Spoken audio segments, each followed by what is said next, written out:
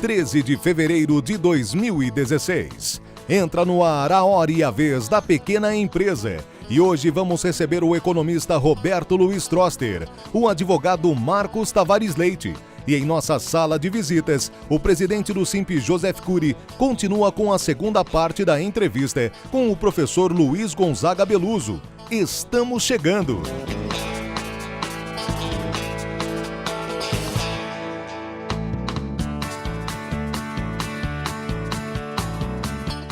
Momento de crise como o que atravessamos agora, é fundamental observarmos as boas práticas mundiais dos países que já passaram também por dificuldades e conseguiram superar ou estão superando todas essas adversidades.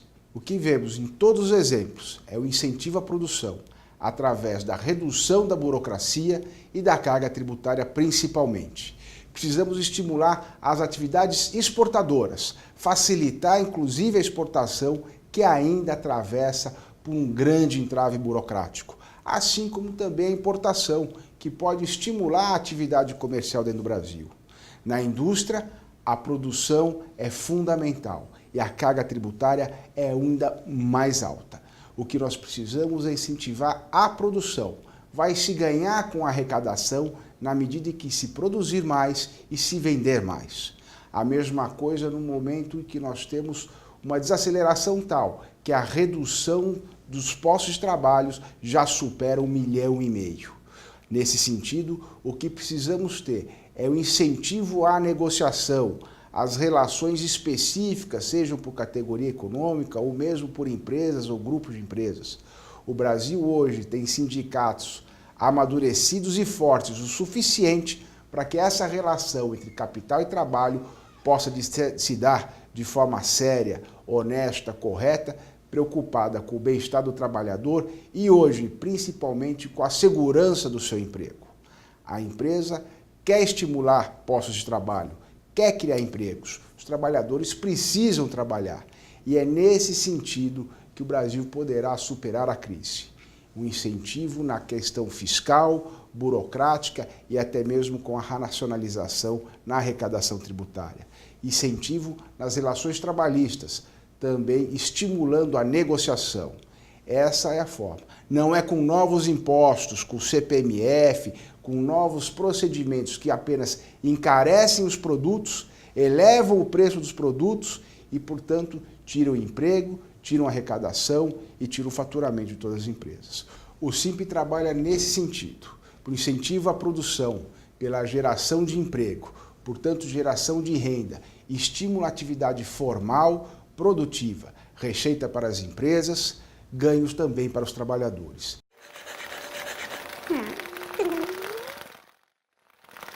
Acontece em São Paulo. São Paulo é uma metrópole efervescente. Aqui acontecem mais de 90 mil eventos por ano. Mas não somos apenas a capital dos negócios na América Latina. Somos também um grande centro de entretenimento. No MASP, Museu de Arte de São Paulo, está acontecendo a instalação Elementos de Beleza. Um jogo de chá nunca é apenas um jogo de chá. Assinada por Carla Zaccagnini, a obra integra o acervo do museu, já tendo sido apresentada em importantes museus do Reino Unido, Holanda e Argentina. Até o dia 13 de março. Não perca!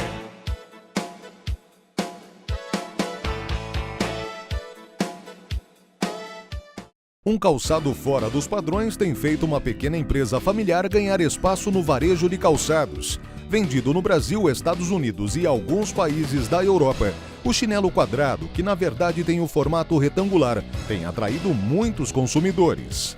A ideia do chinelo quadrado surgiu quando eu estava trabalhando como motorista de ônibus. Eu estava parado em um semáforo. No momento passava uma moça que usava um chinelo convencional e eu notei que os dedos dos pés dela ultrapassavam ao formato do chinelo. Foi aí onde eu tive uma ideia para fabricar um chinelo quadrado em que o formato do pé da pessoa ia ficar totalmente dentro do formato do chinelo.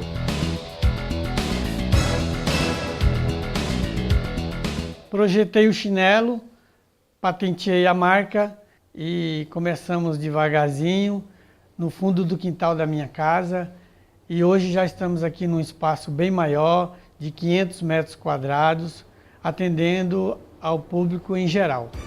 A produção envolve algumas etapas, como o corte e a customização do chinelo, podendo ser feito ao gosto do cliente, com diferentes tipos de cores, desenhos e detalhes. Para que o nosso produto chegue ao consumidor final, ele passa por várias etapas. Vai para a área de corte, corta o chinelo, faz o rebaixo, coloca-se a alça e depois nós colocamos uma etiqueta, embalamos e enviamos para o consumidor.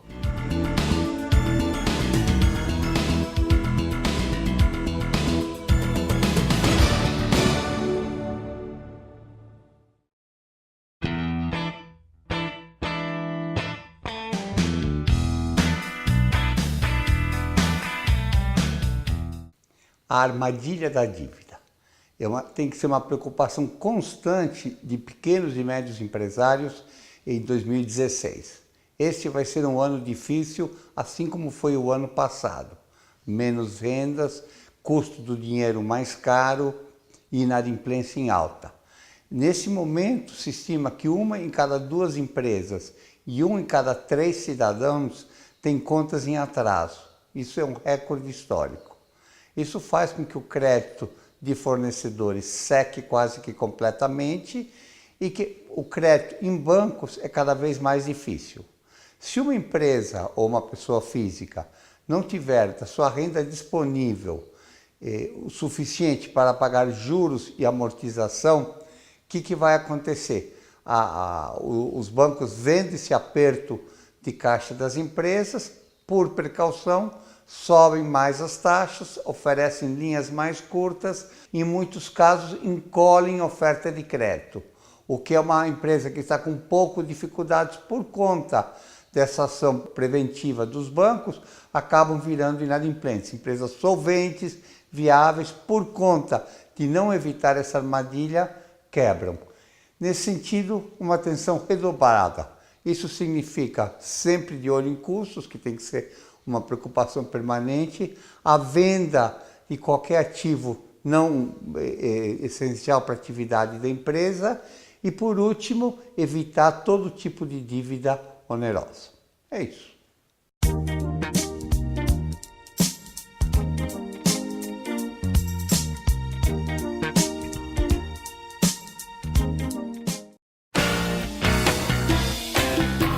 Você sabia? Albert Einstein, sem dúvidas, foi a maior mente moderna que a humanidade já conheceu. Resolveu problemas e encontrou soluções que todos buscaram durante milhares de anos. Por isso ele entrou para a história e sua curiosa vida é cheia de surpresas, como essas. Quando nasceu em 14 de março de 1879, Einstein assustou seus pais, porque a parte de trás de sua cabeça parecia um tanto quanto desproporcional. Porém, as coisas ficaram normais após um tempo. Com apenas 15 anos, já dominava totalmente cálculo, além de ser um brilhante aprendiz de música e ter destaque em grego e latim. Essa, você sabia?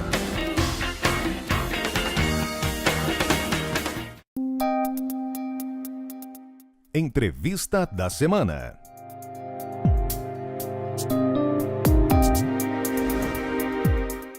No programa passado, o professor Luiz Gonzaga Beluso estava falando sobre a variação cambial, as vantagens e desvantagens de Horizonte.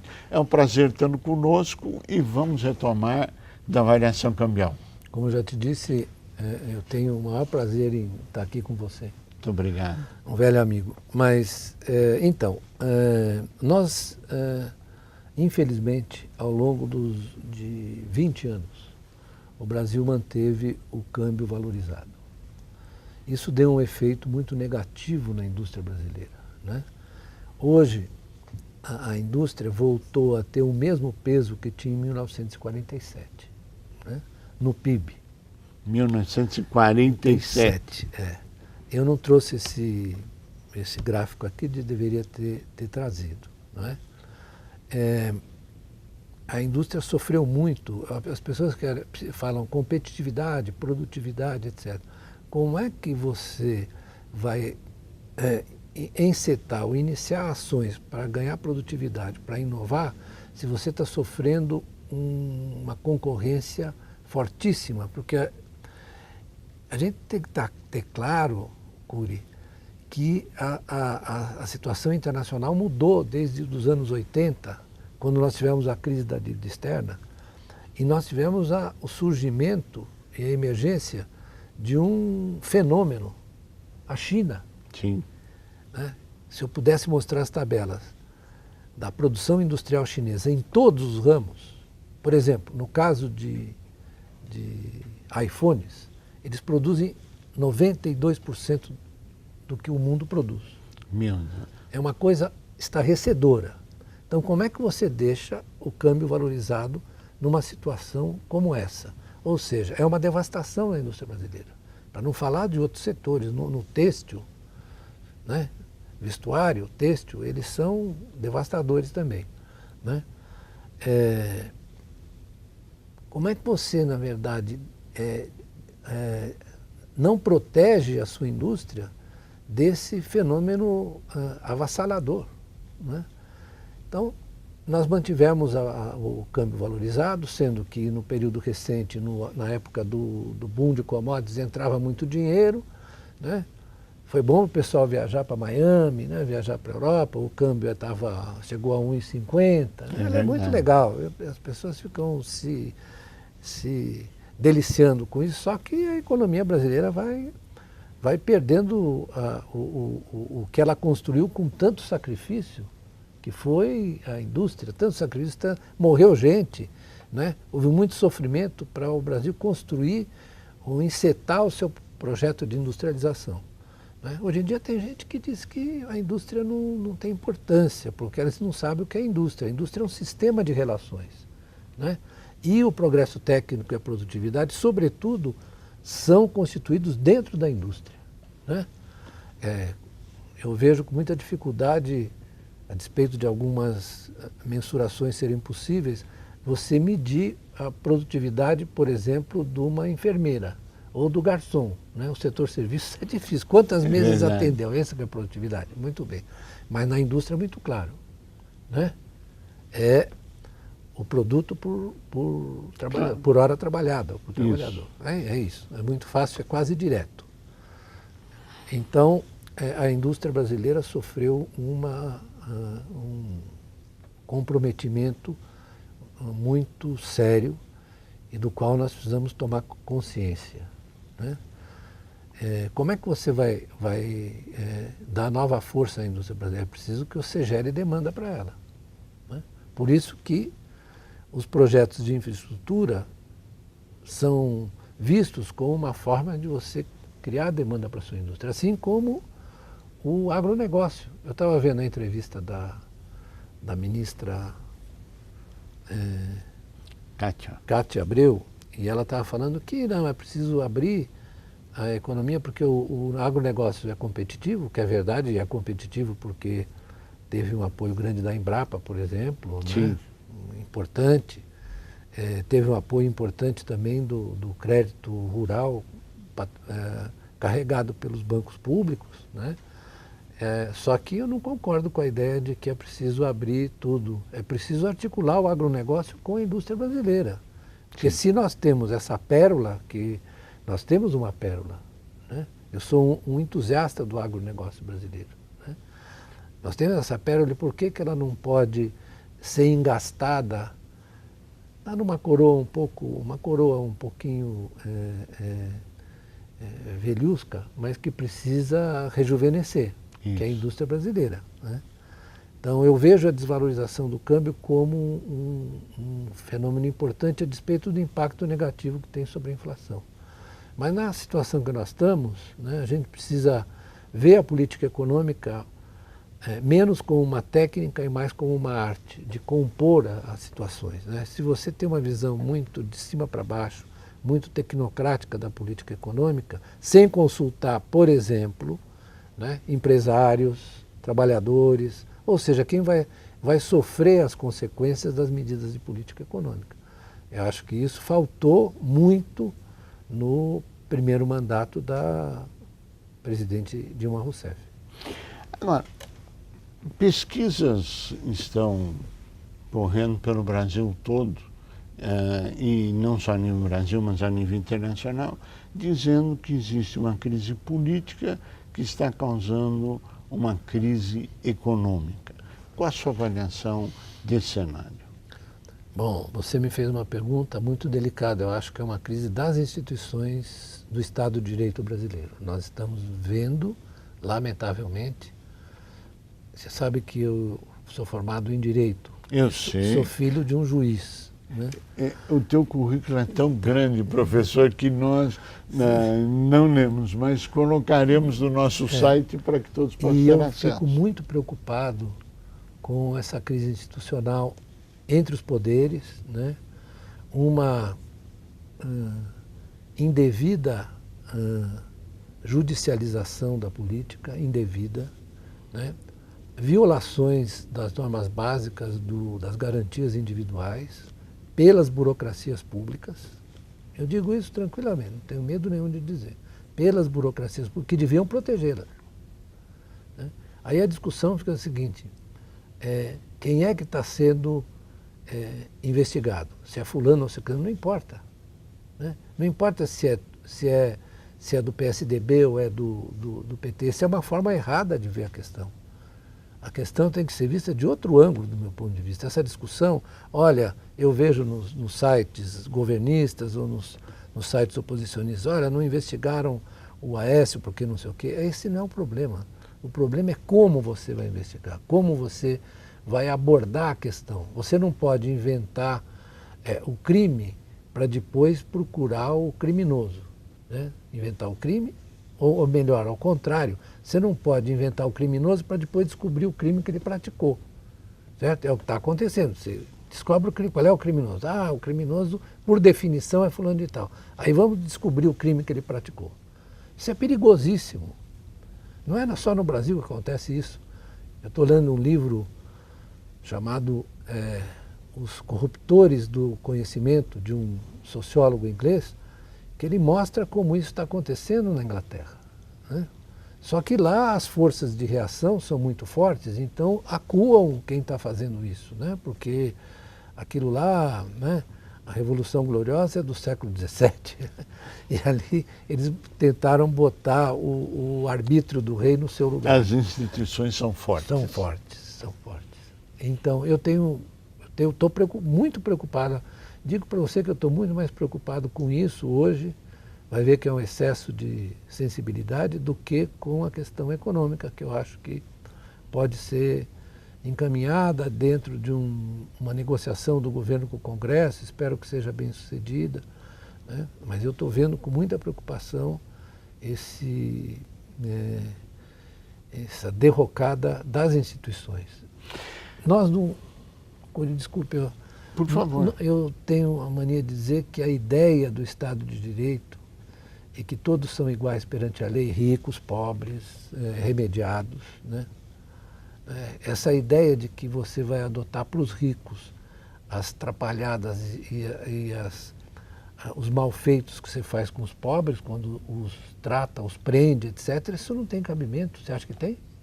Então, já que os pobres são, na verdade, submetidos a essas vexames, os seus direitos não são respeitados, vão fazer a mesma coisa com os ricos. É uma forma estranha de fazer justiça, né?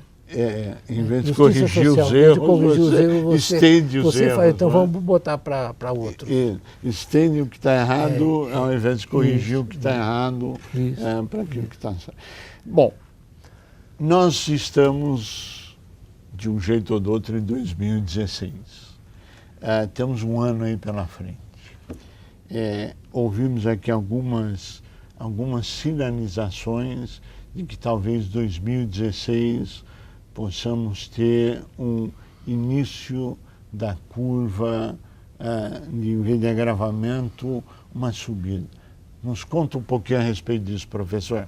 Na sua visão de se dá para inverter essa curva, se dá para começar a gerar emprego, se dá para salvar as empresas, se teremos capital de giro para financiamento das empresas. Bom, você tocou em todos os pontos que são cruciais, né? Fornecer capital de giro em condições adequadas para as empresas, né? E para isso você tem que usar o que você tem, né? Você pode usar o compulsório, por exemplo, né? Você pode usar, fazer com que o BNDES volte a financiar, já que ele foi recapitalizado, volte a financiar o capital de giro, né? Você tem que colocar toda a bateria de bancos públicos que, na verdade, acabam puxando os privados, né? Eu acho que está havendo muito trabalho dentro do Banco do Brasil, espero que no BNDES também. O Banco do Brasil para resolver o problema do pré-financiamento agrícola, que é importantíssimo, e também para encaminhar a questão do financiamento do capital de giro, né? Junto com isso, é preciso que você dê um alento para a economia, ou seja, que a economia comece a gerar renda e emprego, né? De modo que essa geração de renda e emprego represente o retorno do faturamento para as empresas que gastaram pagando salários, né? A empresa paga salário, o trabalhador recebe e vai comprar de volta o produto, né? O que está faltando é que não tem, como você corta aqui embaixo na geração de renda e emprego, não tem retorno. Assim é verdade para os empresários. É verdade. Né? É igual para os empresários. Se eles, na verdade, não estão conseguindo acumular lucro suficiente, se a perspectiva é ruim, eles não vão investir. Se eles não investem, eles não geram renda e emprego, não contratam mão de obra e, portanto, não botam o circuito econômico para funcionar. Temos um horizonte positivo ou ainda negro? Então, isso depende de nós, né? Isso não é inevitável que a economia mergulhe cada vez mais na recessão. Isso depende das decisões que nós vamos tomar. E depende, sobretudo, da capacidade do governo tomar decisões e estimular os empresários ou recuperar a confiança dos empresários. Mas essa confiança não existe assim abstrato, ela só existe quando você toma ações concretas. Professor Luiz Gonzaga Beluso, eu gostaria de continuar horas com o senhor, mas infelizmente o nosso tempo terminou. E eu pediria suas considerações finais. Não, eu repito o que eu disse no programa anterior, né? A gente deve ser implacável na análise, não deve ceder em maneira nenhuma, nem ao que dizem, nem ao que diz o senso comum, nem o que dizem os economistas mais conformistas, né? Mas a gente deve ter esperança porque isso, como eu disse, depende de nós. Professor Luiz Gonzaga Beluso, queremos agradecê-lo pela gravação dos 2 programas, parabenizá-lo pelo seu brilhantismo e tomara que esse otimismo e essa garra seja a tônica do Brasil. A você que esteve conosco, o nosso mais profundo agradecimento, com a certeza que estaremos juntos na semana que vem. Até lá!